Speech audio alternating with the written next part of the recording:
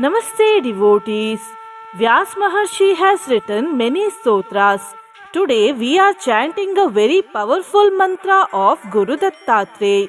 This mantra is told by Lord Shiv and written by Vyas Maharshi. This mantra, when heard with utmost devotion, gives desired effect or results. Also, this mantra removes difficulties and sins. Before listening to the mantra, if you are new to the channel, subscribe the channel, press the nearby bell icon and select all option. Yatra yatsyastiram yadyat prasannam tannivartate tena tatra hi japtavyam tatah siddhir bhavet dhruvam. Yatra yatsyastiram yadyat prasannam tannivartate तेन तत्र हि जप्तव्यं ततः सिद्धिर्भवेत् ध्रुवम्. यत्र यच्चास्तिरं यद्यात् प्रसन्नं तन्निवर्तते तेन तत्र हि जप्तव्यं ततः सिद्धिर्भवेत् ध्रुवम्. यत्र यच्चास्तिरं यद्यात् प्रसन्नं तन्निवर्तते तेन तत्र हि जप्तव्यं ततः सिद्धिर्भवेत् ध्रुवम्. यत्र यच्चास्तिरं यद्यात् प्रसन्नं तन्निवर्तते तेन तत्र हि जप्तव्यं ततः सिद्धिर्भवेत् ध्रुवम्. यत्र यच्चास्तिरं यद्यात् प्रसन्नं तन्निवर्तते तेन तत्र हि जप्तव्यं ततः सिद्धिर्भवेत् ध्रुवम्. यत्र यच्चास्तिरं यद्यात् प्रसन्नं तन्निवर्तते तेन तत्र हि जप्तव्यं ततः सिद्धिर्भवेत् ध्रुवम्. यत्र यच्चास्तिरं यद्यात् प्रसन्नं तन्निवर्तते तेन तत्र हि जप्तव्यं ततः सिद्धिर्भवेत् ध्रुवम्. यत्र यच्चास्तिरं यद्यात् प्रसन्नं तन्निवर्तते तेन तत्र हि जप्तव्यं ततः सिद्धिर्भवेत् ध्रुवम्. यत्र यच्चास्तिरं यद्यात् प्रसन्नं तन्निवर्तते तेन तत्र हि जप्तव्यं ततः सिद्धिर्भवेत् ध्रुवम्. यत्र यच्चास्तिरं यद्यात् प्रसन्नं तन्निवर्तते तेन तत्र हि जप्तव्यं ततः सिद्धिर्भवेत् ध्रुवम्. यत्र यच्चास्तिरं यद्यात् प्रसन्नं तन्निवर्तते तेन तत्र हि जप्तव्यं ततः सिद्धिर्भवेत् ध्रुवम्. यत्र यच्चास्तिरं यद्यात् प्रसन्नं तन्निवर्तते तेन तत्र हि जप्तव्यं ततः सिद्धिर्भवेत् ध्रुवम्. यत्र यच्चास्तिरं यद्यात् प्रसन्नं तन्निवर्तते तेन तत्र हि जप्तव्यं ततः सिद्धिर्भवेत् ध्रुवम्. यत्र यच्चास्तिरं यद्यात् प्रसन्नं तन्निवर्तते तेन तत्र हि जप्तव्यं ततः सिद्धिर्भवेत् ध्रुवम्. यत्र यच्चास्तिरं यद्यात् प्रसन्नं तन्निवर्तते तेन तत्र हि जप्तव्यं ततः सिद्धिर्भवेत् ध्रुवम्. यत्र यच्चास्तिरं यद्यात् प्रसन्नं तन्निवर्तते तेन तत्र हि जप्तव्यं ततः सिद्धिर्भवेत् ध्रुवम्. यत्र यच्चास्तिरं यद्यात् प्रसन्नं तन्निवर्तते तेन तत्र हि जप्तव्यं ततः सिद्धिर्भवेत् ध्रुवम्. यत्र यच्चास्तिरं यद्यात् प्रसन्नं तन्निवर्तते तेन तत्र हि जप्तव्यं ततः सिद्धिर्भवेत् ध्रुवम्. यत्र यच्चास्तिरं यद्यात् प्रसन्नं तन्निवर्तते तेन तत्र हि जप्तव्यं ततः सिद्धिर्भवेत् ध्रुवम्. यत्र यच्चास्तिरं यद्यत् प्रसन्नं तन्निवर्तते तेन तत्र हि जप्तव्यं ततः सिद्धिर्भवेत् ध्रुवम् यत्र यच्चास्तिरं यद्यत् प्रसन्नं तन्निवर्तते तेन तत्र हि जप्तव्यं ततः सिद्धिर्भवेत् ध्रुवम् यत्र यच्चास्तिरं यद्यत् प्रसन्नं तन्निवर्तते तेन तत्र हि जप्तव्यं ततः सिद्धिर्भवेत् ध्रुवम् यत्र यच्चास्तिरं यद्यत् प्रसन्नं तन्निवर्तते तेन तत्र हि जप्तव्यं ततः सिद्धिर्भवेत् ध्रुवम् यत्र यच्चास्तिरं यद्यत् प्रसन्नं तन्निवर्तते तेन तत्र हि जप्तव्यं ततः सिद्धिर्भवेत् ध्रुवम् यत्र यच्चास्तिरं यद्यत् प्रसन्नं तन्निवर्तते तेन तत्र हि जप्तव्यं ततः सिद्धिर्भवेत् ध्रुवम् यत्र यच्चास्तिरं यद्यत् प्रसन्नं तन्निवर्तते तेन तत्र हि जप्तव्यं ततः सिद्धिर्भवेत् ध्रुवम् यत्र यच्चास्तिरं यद्यत् प्रसन्नं तन्निवर्तते तेन तत्र हि जप्तव्यं ततः सिद्धिर्भवेत् ध्रुवम् यत्र यच्चास्तिरं यद्यत् प्रसन्नं तन्निवर्तते तेन तत्र हि जप्तव्यं ततः सिद्धिर्भवेत् ध्रुवम् यत्र यच्चास्तिरं यद्यत् प्रसन्नं तन्निवर्तते तेन तत्र हि जप्तव्यं ततः सिद्धिर्भवेत् ध्रुवम् यत्र यच्चास्तिरं यद्यत् प्रसन्नं तन्निवर्तते तेन तत्र हि जप्तव्यं ततः सिद्धिर्भवेत् ध्रुवम् यत्र यच्चास्तिरं यद्यत् प्रसन्नं तन्निवर्तते तेन तत्र हि जप्तव्यं ततः सिद्धिर्भवेत् ध्रुवम् यत्र यच्चास्तिरं यद्यत् प्रसन्नं तन्निवर्तते तेन तत्र हि जप्तव्यं ततः सिद्धिर्भवेत् ध्रुवम् यत्र यच्चास्तिरं यद्यत् प्रसन्नं तन्निवर्तते तेन तत्र हि जप्तव्यं ततः सिद्धिर्भवेत् ध्रुवम् यत्र यच्चास्तिरं यद्यत् प्रसन्नं तन्निवर्तते तेन तत्र हि जप्तव्यं ततः सिद्धिर्भवेत् ध्रुवम् यत्र यच्चास्तिरं यद्यत् प्रसन्नं तन्निवर्तते तेन तत्र हि जप्तव्यं ततः सिद्धिर्भवेत् ध्रुवम् यत्र यच्चास्तिरं यद्यत् प्रसन्नं तन्निवर्तते तेन तत्र हि जप्तव्यं ततः सिद्धिर्भवेत् ध्रुवम् यत्र यच्चास्तिरं यद्यत् प्रसन्नं तन्निवर्तते तेन तत्र हि जप्तव्यं ततः सिद्धिर्भवेत् ध्रुवम् यत्र यच्चास्तिरं यद्यत् प्रसन्नं तन्निवर्तते तेन तत्र हि जप्तव्यं ततः सिद्धिर्भवेत् ध्रुवम्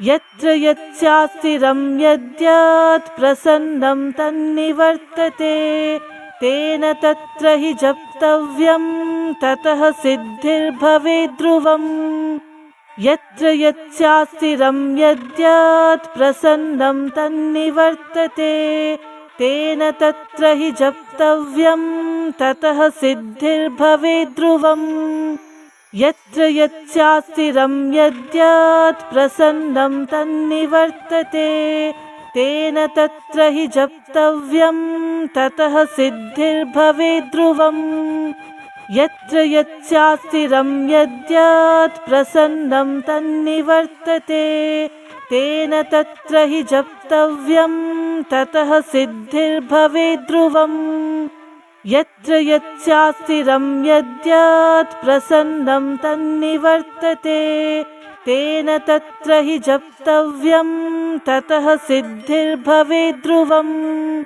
यत्र यच्चास्तिरं यद्यत् प्रसन्नं तन्निवर्तते तेन तत्र हि जप्तव्यं ततः सिद्धिर्भवेत् ध्रुवम्। यत्र यच्चास्तिरं यद्यत् प्रसन्नं तन्निवर्तते तेन तत्र हि जप्तव्यं ततः सिद्धिर्भवेत् ध्रुवम्। यत्र यच्चास्तिरं यद्यत् प्रसन्नं तन्निवर्तते तेन तत्र हि जप्तव्यं ततः सिद्धिर्भवेत् ध्रुवम्। यत्र यच्चास्तिरं यद्यत् प्रसन्नं तन्निवर्तते तेन तत्र हि जप्तव्यं ततः सिद्धिर्भवेत् ध्रुवम्। यत्र यच्चास्तिरं यद्यत् प्रसन्नं तन्निवर्तते तेन तत्र हि जप्तव्यं ततः सिद्धिर्भवेत् ध्रुवम्। यत्र यच्चास्तिरं यद्यत् प्रसन्नं तन्निवर्तते तेन तत्र हि जप्तव्यं ततः सिद्धिर्भवेत् ध्रुवम्। यत्र यच्चास्तिरं यद्यत् प्रसन्नं तन्निवर्तते तेन तत्र हि जप्तव्यं ततः सिद्धिर्भवेत् ध्रुवम्। यत्र यच्चास्तिरं यद्यत् प्रसन्नं तन्निवर्तते तेन तत्र हि जप्तव्यं ततः सिद्धिर्भवेत् ध्रुवम्। यत्र यच्चास्तिरं यद्यत् प्रसन्नं तन्निवर्तते तेन तत्र हि जप्तव्यं ततः सिद्धिर्भवेत् ध्रुवम्। यत्र यच्चास्तिरं यद्यत् प्रसन्नं तन्निवर्तते तेन तत्र हि जप्तव्यं ततः सिद्धिर्भवेत् ध्रुवम्। यत्र यच्चास्तिरं यद्यत् प्रसन्नं तन्निवर्तते तेन तत्र हि जप्तव्यं ततः सिद्धिर्भवेत् ध्रुवम्। यत्र यच्चास्तिरं यद्यत् प्रसन्नं तन्निवर्तते तेन तत्र हि जप्तव्यं ततः सिद्धिर्भवेत् ध्रुवम्। यत्र यच्चास्तिरं यद्यत् प्रसन्नं तन्निवर्तते तेन तत्र हि जप्तव्यं ततः सिद्धिर्भवेत् ध्रुवम्। यत्र यच्चास्तिरं यद्यत् प्रसन्नं तन्निवर्तते तेन तत्र हि जप्तव्यं ततः सिद्धिर्भवेत् ध्रुवम्। यत्र यच्चास्तिरं यद्यत् प्रसन्नं तन्निवर्तते तेन तत्र हि जप्तव्यं ततः सिद्धिर्भवेत् ध्रुवम्। यत्र यच्चास्तिरं यद्यत् प्रसन्नं तन्निवर्तते तेन तत्र हि जप्तव्यं ततः सिद्धिर्भवेत् ध्रुवम्। यत्र यच्चास्तिरं यद्यत् प्रसन्नं तन्निवर्तते तेन तत्र हि जप्तव्यं ततः सिद्धिर्भवेत् ध्रुवम्।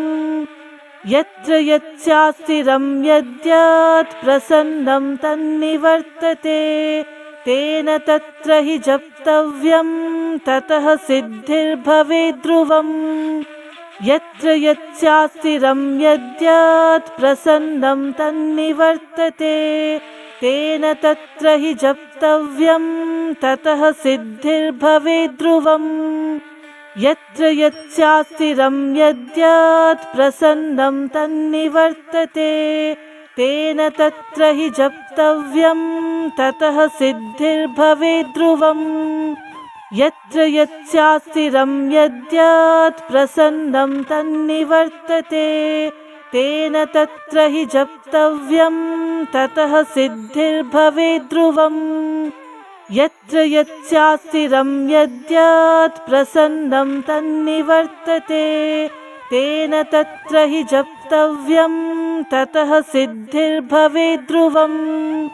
यत्र यच्चास्तिरं यद्यत् प्रसन्नं तन्निवर्तते तेन तत्र हि जप्तव्यं ततः सिद्धिर्भवेत् ध्रुवम् यत्र यच्चास्तिरं यद्यत् प्रसन्नं तन्निवर्तते तेन तत्र हि जप्तव्यं ततः सिद्धिर्भवेत् ध्रुवम् यत्र यच्चास्तिरं यद्यत् प्रसन्नं तन्निवर्तते तेन तत्र हि जप्तव्यं ततः सिद्धिर्भवेत् ध्रुवम् यत्र यच्चास्तिरं यद्यत् प्रसन्नं तन्निवर्तते तेन तत्र हि जप्तव्यं ततः सिद्धिर्भवेत् ध्रुवम् यत्र यच्चास्तिरं यद्यत् प्रसन्नं तन्निवर्तते तेन तत्र हि जप्तव्यं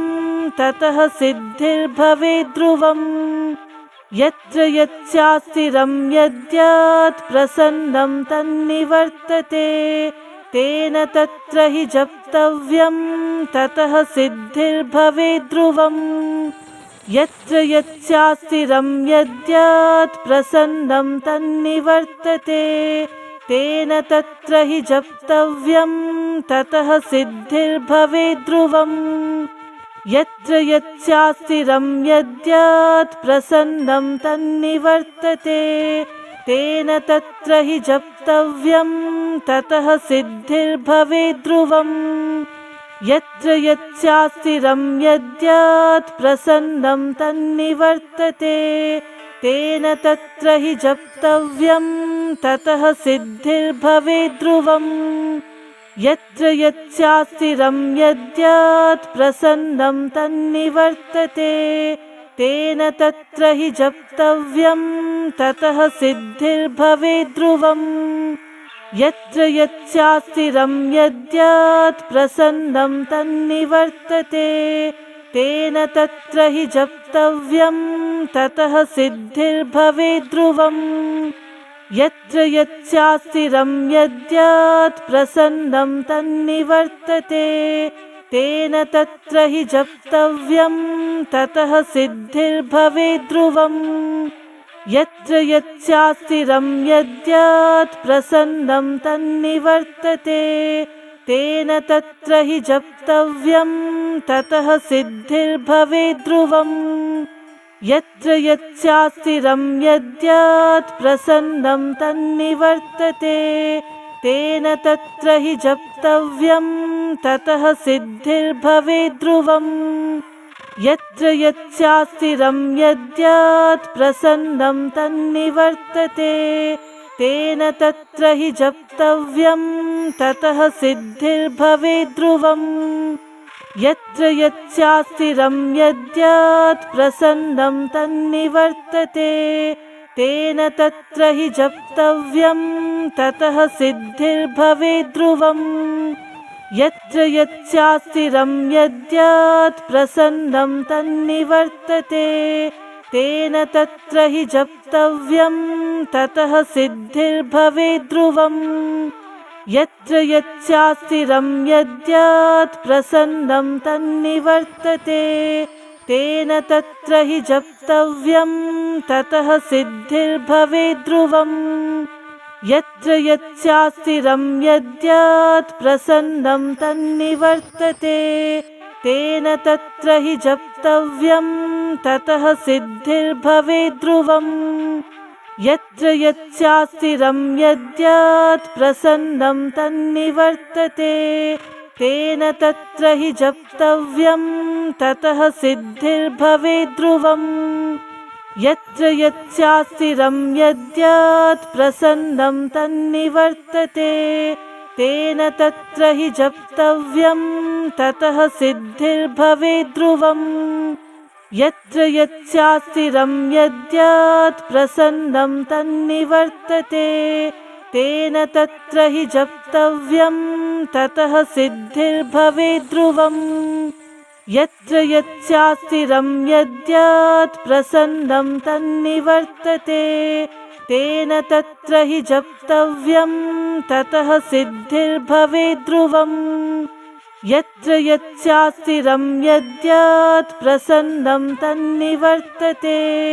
तेन तत्र हि जप्तव्यं ततः सिद्धिर्भवेत् ध्रुवम् यत्र यच्चास्तिरं यद्यात् प्रसन्नं तन्निवर्तते तेन तत्र हि जप्तव्यं ततः सिद्धिर्भवेत् ध्रुवम् यत्र यच्चास्तिरं यद्यात् प्रसन्नं तन्निवर्तते तेन तत्र हि जप्तव्यं ततः सिद्धिर्भवेत् ध्रुवम् यत्र यच्चास्तिरं यद्यात् प्रसन्नं तन्निवर्तते तेन तत्र हि जप्तव्यं ततः सिद्धिर्भवेत् ध्रुवम् यत्र यच्चास्तिरं यद्यात् प्रसन्नं तन्निवर्तते तेन तत्र हि जप्तव्यं ततः सिद्धिर्भवेत् ध्रुवम् यत्र यच्चास्तिरं यद्यात् प्रसन्नं तन्निवर्तते तेन तत्र हि जप्तव्यं ततः सिद्धिर्भवेत् ध्रुवम् यत्र यच्चास्तिरं यद्यात् प्रसन्नं तन्निवर्तते तेन तत्र हि जप्तव्यं ततः सिद्धिर्भवेत् ध्रुवम् यत्र यच्चास्तिरं यद्यात् प्रसन्नं तन्निवर्तते तेन तत्र हि जप्तव्यं ततः सिद्धिर्भवेत् ध्रुवम् यत्र यच्चास्तिरं यद्यात् प्रसन्नं तन्निवर्तते तेन तत्र हि जप्तव्यं ततः सिद्धिर्भवेत् ध्रुवम् यत्र यच्चास्तिरं यद्यात् प्रसन्नं तन्निवर्तते तेन तत्र हि जप्तव्यं ततः सिद्धिर्भवेत् ध्रुवम् यत्र यच्चास्तिरं यद्यात् प्रसन्नं तन्निवर्तते तेन तत्र हि जप्तव्यं ततः सिद्धिर्भवेत् ध्रुवम् यत्र यच्चास्तिरं यद्यात् प्रसन्नं तन्निवर्तते तेन तत्र हि जप्तव्यं ततः सिद्धिर्भवेत् ध्रुवम् यत्र यच्चास्तिरं यद्यात् प्रसन्नं तन्निवर्तते तेन तत्र हि जप्तव्यं ततः सिद्धिर्भवेत् ध्रुवम् यत्र यच्चास्तिरं यद्यात् प्रसन्नं तन्निवर्तते तेन तत्र हि जप्तव्यं ततः सिद्धिर्भवेत् ध्रुवम् यत्र यच्चास्तिरं यद्यात् प्रसन्नं तन्निवर्तते तेन तत्र हि जप्तव्यं ततः सिद्धिर्भवेत् ध्रुवम् यत्र यच्चास्तिरं यद्यात् प्रसन्नं तन्निवर्तते तेन तत्र हि जप्तव्यं ततः सिद्धिर्भवेत् ध्रुवम् यत्र यच्चास्तिरं यद्यात् प्रसन्नं तन्निवर्तते तेन तत्र हि जप्तव्यं ततः सिद्धिर्भवेत् ध्रुवम् यत्र यच्चास्तिरं यद्यात् प्रसन्नं तन्निवर्तते तेन तत्र हि जप्तव्यं ततः सिद्धिर्भवेत् ध्रुवम् यत्र यच्चास्तिरं यद्यात् प्रसन्नं तन्निवर्तते तेन तत्र हि जप्तव्यं ततः सिद्धिर्भवेत् ध्रुवम्।